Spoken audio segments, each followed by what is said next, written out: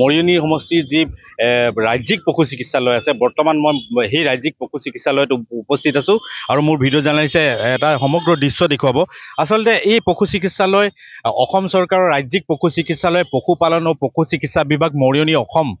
এইখন হৈছে শতবৰ্ষ গৰকা এখন পশু চিকিৎসালয়। বৰ্তমান কিন্তু চৰকাৰে ইয়াৰ প্ৰতি কোনো নজৰ দিয়া দেখা যোৱা নাই, যিহেতুকে জৰাজীৰ্ণ অৱস্থাত এই পশু চিকিৎসালয় আছে। আৰু এই পশু চিকিৎসালয় কিন্তু মৰিয়নি সমষ্টিৰ যিসকল আচলতে পশুপালকসকল আছে তেওঁলোকৰ কাৰণে কিন্তু এই পশু চিকিৎসালয় অতিকৈ গুৰুত্বপূৰ্ণ। কিন্তু বৰ্তমান এই পশু চিকিৎসালয়ত না ডক্তৰ আছে, না দৰৱ পাতি, না ঔষধ পাবলৈ সক্ষম হৈছে স্থানীয় জনসাধাৰণ। মোৰ সৈতে পশু চিকিৎসালয়ৰ কেইজনমান কৰ্মচাৰী আছে, মই অকণমান জানিব বিচাৰিম। হয়, এই পশু চিকিৎসালয়ত যিহেতুকে এটা অভিযোগ আমি পাইছোঁ যে ইয়াত না পশু চিকিৎসকগৰাকী কোনোবা এজন আছে বা দৰৱো পাবলৈ নাই। কি ক'ব এই গোটেই বিষয়টোত? আৰু এটা বিষয় ইয়াত উত্থাপিত হৈছে, যিহেতুকে আপোনালোকৰ এই পশু চিকিৎসালয় সম্পূৰ্ণৰূপে উন্মুক্ত অৱস্থাত আছে। ইয়াত এক মেজিক ষ্টেণ্ড ৰূপে পৰিগণিত হৈছে আৰু সন্ধিয়া হ'লে বা বিভিন্ন অনৈতিক কাৰ্যকলাপ হোৱা দেখা যায়, আমি বাতৰি সম্প্ৰচাৰ কৰিছোঁ। কি ক'ব এই বিষয়ে? চাওক, প্ৰথমতে আমাৰ ইয়াত আপোনালোকে কৈছে যে উন্মুক্ত এই জেগাটো দেখিছে, গোটেই বাউণ্ডেৰীটো মুকলি হৈছে। সেইকাৰণে সন্ধিয়া হ'লে ইয়াত ক'ৰ মানুহ আহি সোমাই যায় আমি ক'ব নোৱাৰোঁ। কিন্তু এই বাউণ্ডেৰীটো আমাৰ অতিকৈ প্ৰয়োজন। এক নম্বৰ, এই বাউণ্ডেৰীটোৰ কাৰণে আমি জনাই আছোঁ যোৰহাটত আমাৰ DVO ছাৰক। DVO ছাৰে গুৱাহাটীলৈ জনাইছোঁ বুলি কয়, কিন্তু আজিলৈকে হোৱা নাইকিয়া বাউণ্ডেৰীটো। কিয় হোৱা নাই সেইটো আমি নাজানো। কিন্তু আৰু 2 নম্বৰ কথা হ'ল কোনটো, এইটো মৰিয়নি টাউনৰ মাজত ডিছপেঞ্চেৰী এখন। ইয়াত আমাৰ ষ্টাফ খুব কম, আৰু সদায় আমি ৰাতিপুৱা হ'লে ভেকচিন কৰিবলৈ গুচি যাওঁ। প্ৰতি জেগাত আমাৰ চাব পাৰে ভেকচিন কৰিবলৈ যাওঁ। ভেকচিন কৰা টাইমত ইয়াত মানুহ নাথাকে। সেই সময়ত যদি কোনোবা লোক আহে, ৰ'ব লাগিব, নহ'লে অলপ দেৰি আমি আহি নোপোৱা লাগে। গতিকে সেইখিনিতো চৰকাৰে জানে, ওপৰলৈ জানে, কিয় ইয়াত মানুহ দিয়া নাই। ছাৰ এতিয়া আমাৰ দত্ত ছাৰ যোৱা 6 মাহ হ'ল। 6 মাহৰ পিছত আমাৰ ইয়াত এজন চাৰ্জত দি থৈছে। ছাৰক আমি কেতিয়াবা দৰকাৰ হয় আমাৰ অফিচিয়েলি যিখিনি কাম সেইখিনি আহি কৰি দিয়েহি। তাৰপিছত আৰু অন্যভাগে ইয়াত আকৌ চাৰ্জত দিয়া নাই আমি জনামতে। এতিয়া কোন আহিব কোন নাহিব ক'ব নোৱাৰোঁ, আমি এনেকৈ চলাই আছোঁ এইখিনি।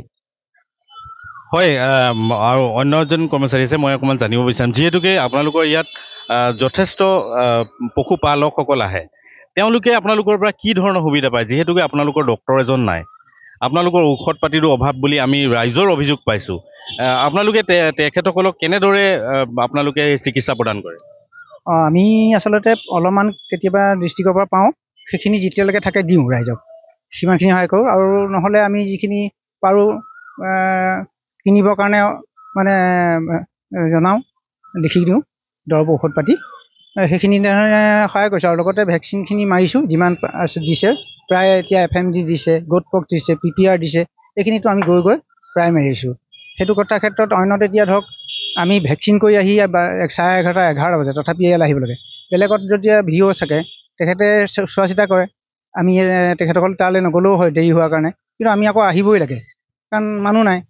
কোনোবা 2-এজন নাই, যিখিনি আমি পাৰোঁ সেইখিনি আমি কৰোঁ। আৰু যিখিনি আমি নোৱাৰোঁ, আমাৰ অৰ্হতাৰ বাহিৰত, সেইখিনি আমি লিচুবাৰী হস্পিটেললৈ পঠাই দিওঁ। হয়, আচলতে ক'ব লাগিব যে কৰ্মচাৰীসকলক দুখ দি লাভ নাই, যিহেতুকে তেওঁলোকক যি বিভাগে আচলতে যেনেধৰণৰ সুবিধা দিব লাগিছিলে, দৰৱ পাতিৰ পৰা আৰম্ভ কৰি বা চিকিৎসকৰ যি সুবিধা দিব লাগিছিলে, আচলতে বিভাগীয় যি কৰ্তৃপক্ষ আছে তেওঁলোকক এই ধৰণৰ সুবিধা দিয়া নাই। মোৰ ভিডিঅ' জাৰ্নেলিষ্টক মই পুনৰ এবাৰ এটা দৃশ্য দেখুৱাবলৈ ক'ম।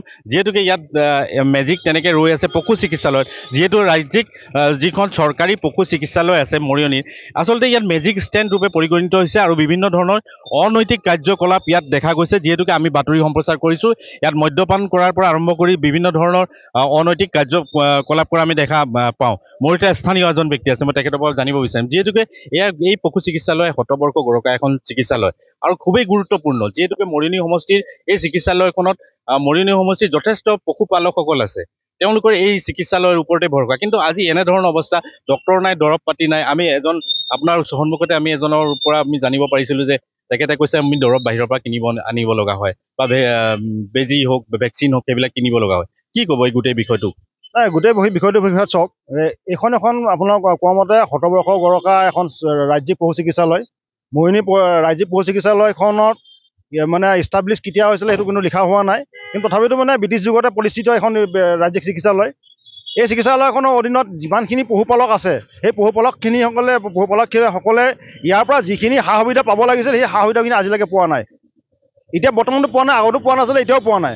আৰু দ্বিতীয় কথাটো হ'ল যে তেওঁলোকে অসম চৰকাৰৰ পশুপালন বিভাগে বা অসম চৰকাৰৰ পশুপালন বিভাগে এই যে মৰিয়নিত এই এটা ৰাজ্যিক পশু চিকিৎসালয় আছে এইটো সময় জ্ঞাত নহয় নেকি যেন মোৰ সন্দেহ হৈছে। কাৰণ যদি তেওঁলোকে জ্ঞাত হ'লহেঁতেন এতিয়া ইমান কোটি কোটি টকা চৰকাৰে প্ৰতি মাহে প্ৰতি দিনে খৰচ কৰি আছে এই পশু চিকিৎসালয়সমূহ উন্নীতকৰণ কৰিবৰ কাৰণে হয়তো তেওঁলোকে ইয়াত মানে টকা খৰচ কৰিব পাৰিলেহেঁতেন।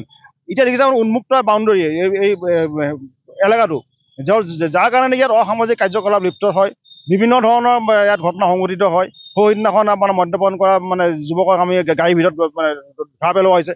এতিয়া কথা হ'ল অসম চৰকাৰলৈ আমাৰ মাননীয় মুখ্যমন্ত্ৰীলৈ এটাই আমাৰ অনুৰোধ যে এই পশু চিকিৎসালয়খনক আপোনালোকে চকু দি চাওক, চাই পেলাই ইয়াক উন্নীতকৰণ কৰক আৰু ইয়াৰ বাউণ্ডৰী ৱালখন বনাই দিয়ক। কাৰণ যাতে এতিয়া ইয়াৰ গোটেই এলেকাটো যাতে সুৰক্ষিত অৱস্থাত থাকে আৰু ইয়াত যিখিনি পৰিত্যক্ত ভূমি আছে এই ভূমিখিনিক তেওঁলোকে উৎপাদনমুখী কাৰ্য ব্যৱহাৰ কৰক, যাতে পশু চিকিৎসালয়খন বা অসম চৰকাৰৰ পশু চিকিৎসা বিভাগে বা পশু চিকিৎসা মানে নিগমে ইয়াৰ পৰা যাতে উৎপাদনমুখী ব্যৱস্থা গ্ৰহণ কৰি ইয়াৰ পৰা ৰাজহ সংগ্ৰহ কৰিব পাৰে আৰু ইয়াত অন্ততঃ 10-12জন নিবনুৱা যুৱক যুৱতী সংস্থাপন কৰিব পাৰে। হয়, ধন্যবাদ। আচলতে খুবেই এক গুৰুত্বপূৰ্ণ কথা এটা উল্লেখ কৰিছে, যিহেতুকে এই পশু চিকিৎসালয় যি ধৰণে আচলতে থাকিব লাগিছিল আৰু মৰিয়নি সমষ্টিৰ এক গুৰুত্বপূৰ্ণ, যিহেতু মৰিয়নি সমষ্টিত বিভিন্ন পশুপালকসকল আছে আৰু তেওঁলোকৰ ভৰসা কিন্তু এই পশু চিকিৎসালয়। কিন্তু বৰ্তমান এই পশু চিকিৎসালয় যি জৰাজীৰ্ণ ৰূপ বা যি চিকিৎসক থাকিব লাগিছিলে সেই চিকিৎসক নথকাত কিন্তু পশুপালকসকল কিন্তু বিভিন্ন ধৰণৰ অসুবিধাৰ সন্মুখীন হৈছে। আৰু কৰ্মচাৰী কেইজন আছে, যিহেতু কৰ্মচাৰীসকলৰ যি আচলতে যাৱতীয় দৰৱৰ পৰা যি পাবলগীয়া আছিলে সেই পাবলগীয়াখিনি থাকিলেহে তেখেতসকলে আচলতে গ্ৰাহকক পশুপালকসকলক সুবিধা দিব। কিন্তু তেওঁলোকৰো যি বিভাগীয় কৰ্তৃপক্ষৰ পৰা তেওঁলোকে সেই সুবিধাখনো পোৱা নাই কাৰণে আজি এই ধৰণৰ অৱস্থা হয়। দৃষ্টিগোচৰ কৰিব লগা হৈছে, যিহেতু বিভাগৰ যিগৰাকী মন্ত্ৰী আছে তেখেতক দৃষ্টিগোচৰ কৰোৱা হৈছে NK TVৰ প্ৰচাৰৰ যোগেদি।